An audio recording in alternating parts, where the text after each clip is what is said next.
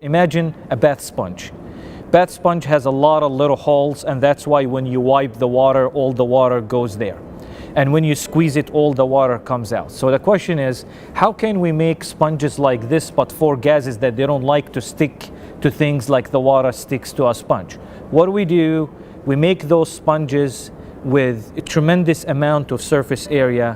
What does that mean? In a gram, we have materials in 1 gram, and a gram would be half. If you take a sugar package, that's about half of that. That's 1 gram.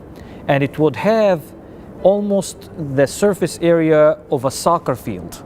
Imagine now if you take that gram and you unfold it, which we cannot unfold it, but if you can, with that 1 gram, you could really spread and cover a whole football field or a soccer field in that small amount. And that's what gives us the ability to store gases. The separation, you have to worry about 3 things. 1, yeah, you need decent amount of surfaces, but also you need, you have, let's say, you think of a room. The room has the inside, but it has the door.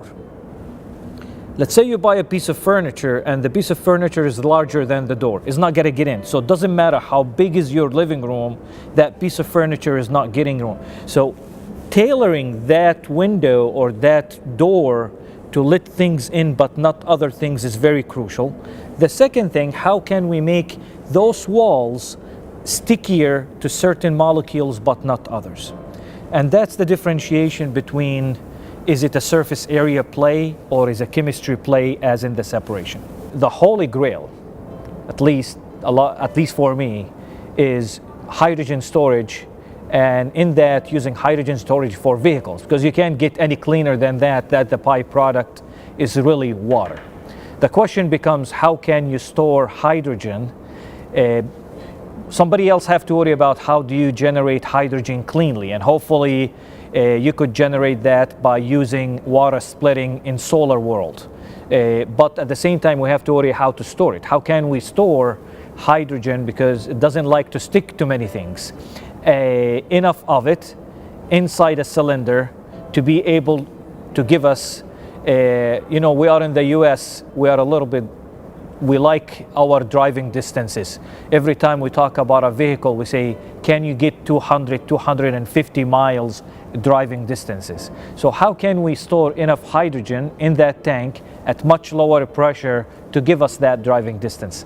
I think we are not there yet. Are we making strides toward that? Yes.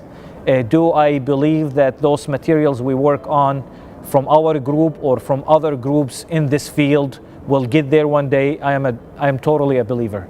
Is it going to be tomorrow? Not. Is it in the next few years? I believe so.